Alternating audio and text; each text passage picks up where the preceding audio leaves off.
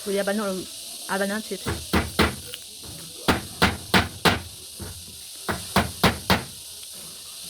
Amen. Hello mga kamag! So ang gagawin natin ngayon ay magluluto tayo ng guyabano. Fried. Ipa-fried natin yung guyabano. So, tara! So ayaw ng ating mga anak kumain ng guyabano kasi may taste yan na maasim. So ang gagawin natin, ating ipa-fry. So i-crispy natin, no? Lagyan natin ng cheese powder. Tingnan natin kung magugustuhan nila. So tara, dito na tayo sa puno ng guyabano. So ang gagawin natin is, ayan, okay. So ang kukunin natin ay hilaw. Hilaw pa to. Basta niya.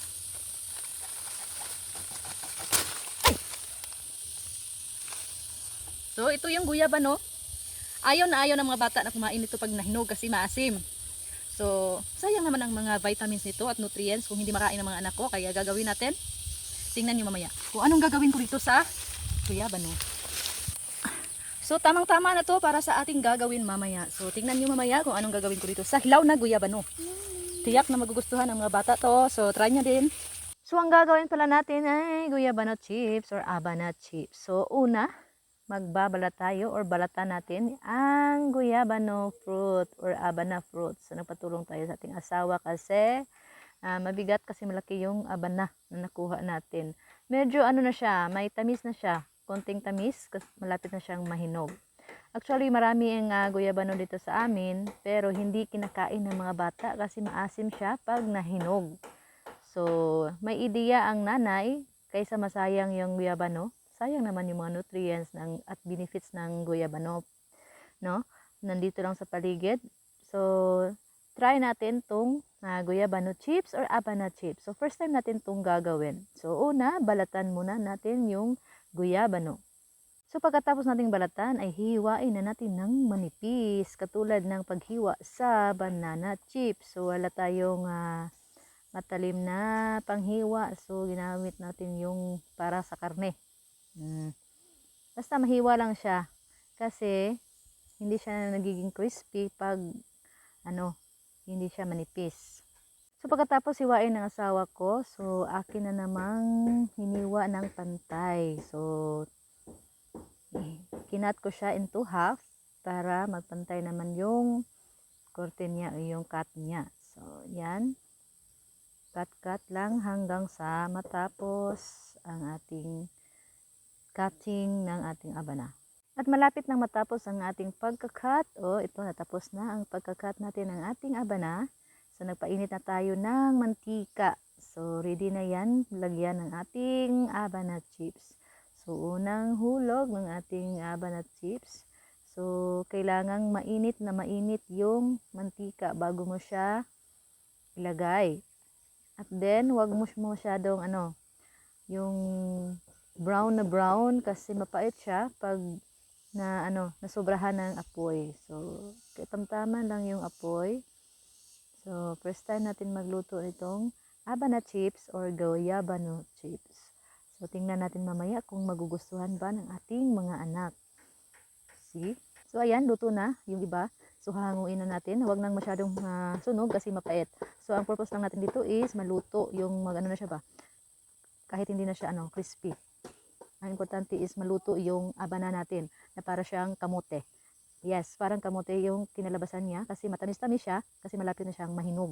So kung gusto niyong crispy talaga yung abana niyo, kukuha kayo ng hilaw na hilaw, yung hindi pa matamis.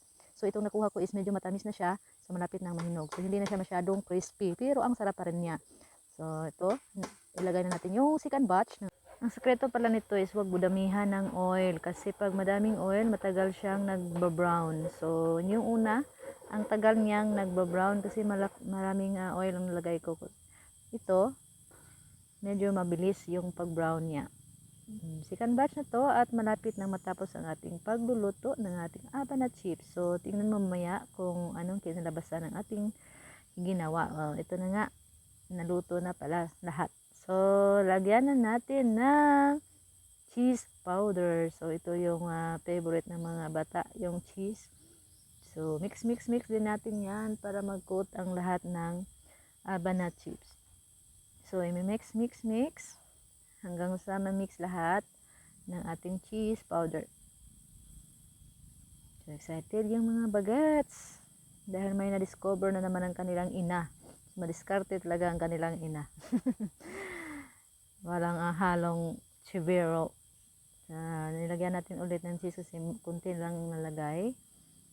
So, tingnan yung kamay. Hindi pa yan natapos pero walang kamay. Ito yung pinaka-exciting part, yung tikiman time. So, tara, tikiman na. Yummy daw.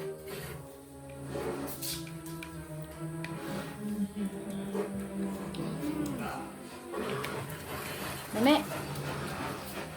Mami.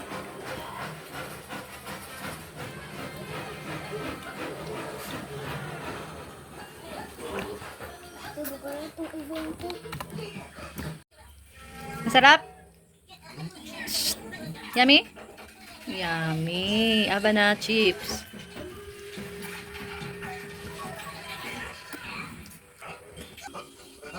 Sarap buhay. Pagkain-kain lang ng Abana chips.